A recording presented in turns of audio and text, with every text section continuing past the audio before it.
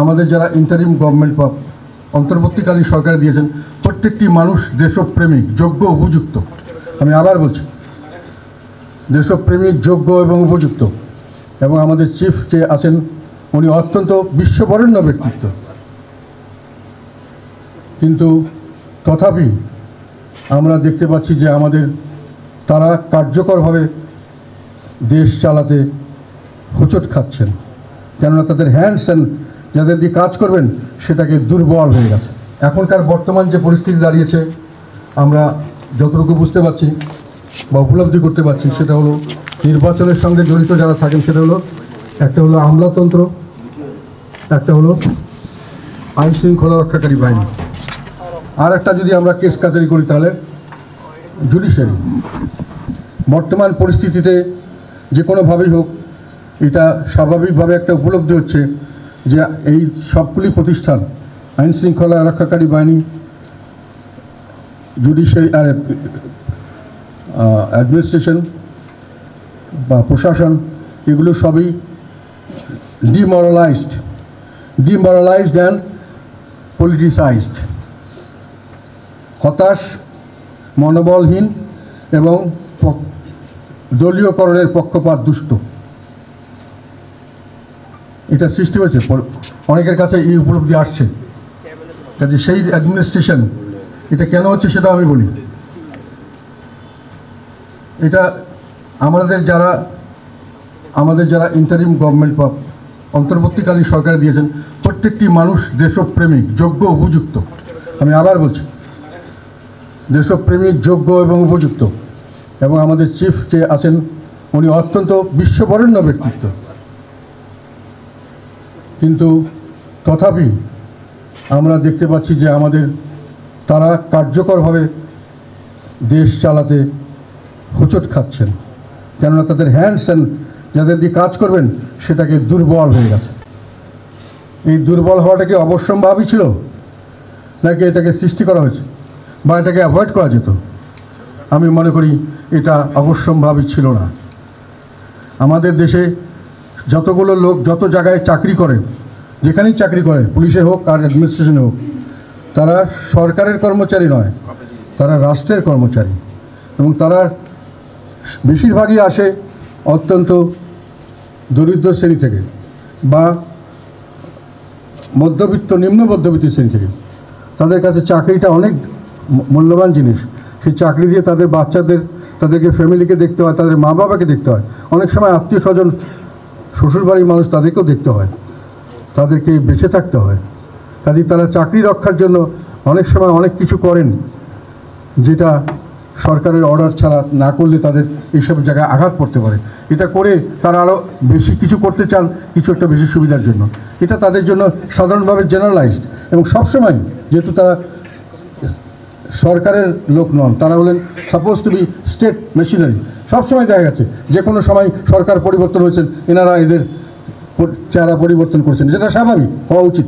যে সরকার আসবে তার সঙ্গে তারা কাজ করবে।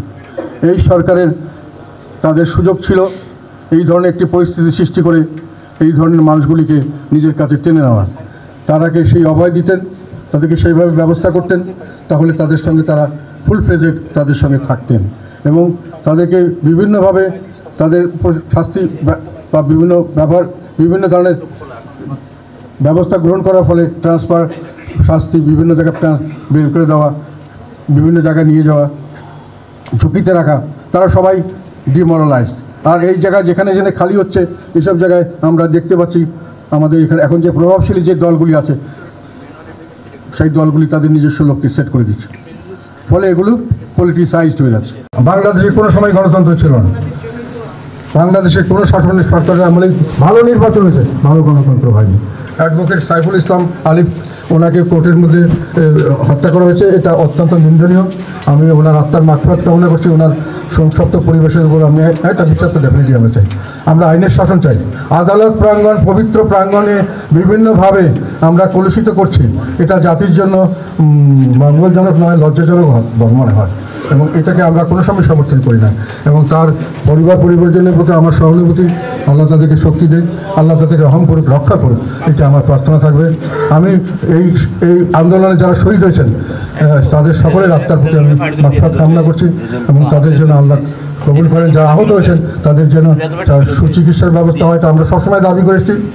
আমি কিন্তু সর্বপ্রথম আবু সাইদের বাসায় গিয়েছিলাম, অফিসিয়ালি তাদেরকে সমবেদনা জানিয়েছি, সেখানে কবর জিয়ারত করেছি, তাদেরকে সমর্থন জানিয়েছিলাম। তো আমি আশা করব ভবিষ্যতে আমরা দেশটাকে যেন সেই স্পিরিটে নিয়ে যেতে পারি, যে স্পিরিট নিয়ে আমাদের স্বাধীনতা যুদ্ধ হয়েছে, যে স্পিরিট নিয়ে আমাদের মুক্তিযুদ্ধ হয়েছে, বৈষম্যের বিরুদ্ধে যুদ্ধ, যে স্পিরিট নিয়ে 2024 সালে আমরা সকলে রাস্তায় নিয়েছিলাম বৈষম্যের বিরুদ্ধে, বৈষম্যমুক্ত একটি দেশ করার জন্য, যার জন্য একটি সুষ্ঠু নির্বাচন, একটি সুন্দর একটি সংবিধান, যে সংবিধানে গণতন্ত্র চর্চা হবে। যে সংবিধানে আমি আরেকটা কথা বলে এখানে শেষ করতে চাই, অনেকে অনেক কথা বলেন গণতন্ত্র পুনরুদ্ধার। আমার ধারণা মতে, এটা ব্যক্তিগত মত, বাংলাদেশে কোনো সময় গণতন্ত্র ছিল না। বাংলাদেশে কোনো শাসনের সরকারের আমলে ভালো নির্বাচন হয়েছে, ভালো গণতন্ত্র হয়নি। গণতন্ত্র যদি মার্কিং করা হয় 1 থেকে 10-এর মধ্যে আমি এটাকে 5 মার্ক দেবো না, আমি মনে করবো 1 থেকে 2 হতে পারে। বাংলাদেশে কোনো এখন আমাদের গণতন্ত্র যদি করতে হয় নতুনভাবে চিন্তা করতে হবে এবং সকলের সহযোগিতা লাগবে। আমি এই প্রস্তাবগুলো উত্থাপন করেছি, বিশেষ করে সংবিধানের প্রস্তাবগুলো, এগুলো আমরা তত্ত্বাবধায়ক সরকার যদি ওনারা চান ওনার কাছে আমরা ইন্টারিম গভর্নমেন্ট, অন্তর্বর্তী সরকারের কাছে আমরা জমা দেবো। আমাদের প্রতিনিধিকে ওনারা যদি চান দেখতে পারেন। আর আমরা এটা সাধারণভাবে আমি সমস্ত সচেতন নাগরিক এবং সাধারণ নাগরিক এবং আমাদের রাজনৈতিক দলগুলির জন্য পেশ করেছি। সকলের মতামতের ভিত্তিতেই এগুলো শুধু গ্রহণ করা সম্ভব এবং সকলের মতামত হওয়ার জন্য আমি যুক্তি দিয়েছি। আপনারা বিবেচনা করবেন, ভবিষ্যতে যদি এটা মনে করেন কাজে লাগবে, এটাকে কাজে লাগবেন। এই হলো আমার আহ্বান। জনগণের কাছে গোপন করে কোনো কিছু কি অর্জন করা উচিত। ঐক্যের ডাক আমরা 100 বার, ঐক্যের জন্যই আমরা সব কিছু করতে চাই।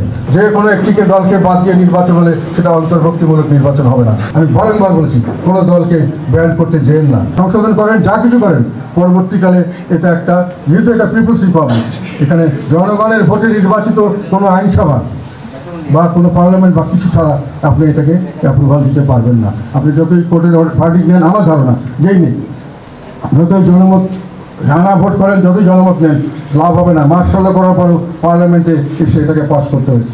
সবসময় পার্লামেন্টে এসে পাস করতে হবে এবং সেই জন্য ম্যান্ডেট চাইতে হবে। পার্লামেন্টে আসেন, আপনি নতুনভাবে সংবিধান করতে চান, যা করতে চান পাস করতে পারেন, কিন্তু জনগণকে সম্পূর্ণভাবে অবহিত করেই আপনাদের এইসব পদক্ষেপ নেওয়ার কথা। না নিলে জনগণ তখন থাকতো না। এই সংশয় যদি আপনি না নিয়ে থাকেন, এটা কি শোভন? জনগণের কাছে গোপন করে কোনো কিছু কি অর্জন করা উচিত? জনগণের দেশ, জনগণ চাইলে সেটা আপনি 100 বার পারবেন।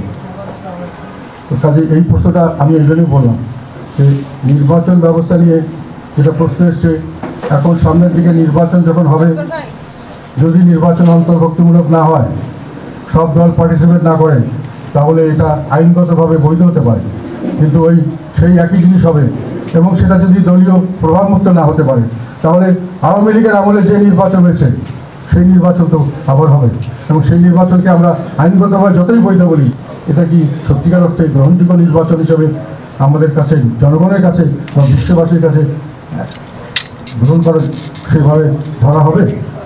যদি না ধরা হয় কী হবে? তাহলে কি দেশ এভাবেই চলবে?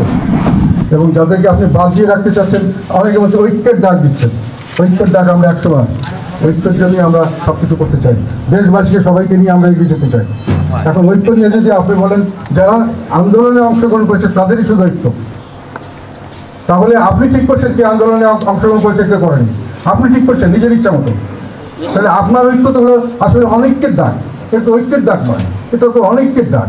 আপনি দেশের একটা অংশকে অনৈক্য করছেন, এটা করে কি দেশের শান্তি আসবে? আপনি বিশাল, আমি আগেরবার বলেছিলাম, যখন আমি একটা আর্টিকেল লিখেছিলাম যে বিএনপি এবং আওয়ামী লীগ, এবং আমি একটা সংসদে বক্তব্য দিয়েছিলাম, পরবর্তীকালে আর্টিকেল লিখেছিলাম, প্রথম হাতে এসছে সাড়ে এসছে, যে কোনো একটিকে 2014 নির্বাচনে পরে যে কোনো একটিকে দলকে বাদ দিয়ে নির্বাচন হলে সেটা অন্তর্ভুক্তিমূলক নির্বাচন হবে না। এবং অন্তর্ভুক্তিমূলক নির্বাচন না হলে খালি মাঠে গোল দিয়ে যে জয়, সেই বিজয়ের কোনো গৌরব নেই, সেই বিজয়ের কোনো সুফল আসে না। সেই বিজয় সবসময় দেশে একটা বড় ধরনের একটা অস্থিরতা এবং একটা বড় ধরনের সমস্যা সবসময় আমরা জিয়ে রাখবো। এই সমস্যা আবার যে কোনো সময় এটার বিস্ফোরণ হতে পারে, দেশে বড় ধরনের একটা সমস্যা আবার ক্রিয়েট হবে। আমি বারংবার বলেছি, কোনো দলকে ব্যান করতে যেন না। ব্যান করলে তার যদি জনসমর্থন থাকে, তারা সরকারের বিরুদ্ধে সবসময় একটা ষড়যন্ত্রে লিপ্ত হবে, হয়তো তারা সরকারকে পতন করার চেষ্টা করতে পারে। সবসময় দেশে একটা অশান্ত পরিস্থিতি থাকবে। অশান্ত পরিস্থিতিতে কোনো লোক এখানে বিনিয়োগ করতে আসবে না, কোনো কিছু এখানে ডেভেলপ করতে পারবে না, কোনো মানুষ সামনে এগিয়ে নিয়ে যেতে পারবে না, সুখের শান্তিতে ঘর সংসার করতে পারবে না। এই পরিস্থিতি অ্যাভয়েড করার জন্য সকলকে ইনভলভ করা দরকার। এটি ছিল আমার আহ্বান। তখনও বলেছিলাম, আওয়ামী লীগ শোনেনি, আমি এখনও বলতে চাই, সকলকে নিয়ে একসঙ্গে আসুন, একসঙ্গে দেশ গড়ার কাজ করুন।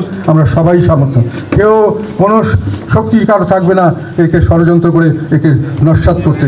যদি আমরা নিজেরা ঐক্যবদ্ধ থাকি, আমরা নিজেরা যদি দেশকে নিজের দেশ হিসেবে এগিয়ে নিয়ে যাওয়ার জন্য সংকল্পবদ্ধ হই, কেউ এখানে কেউ কিছু করতে পারবে না।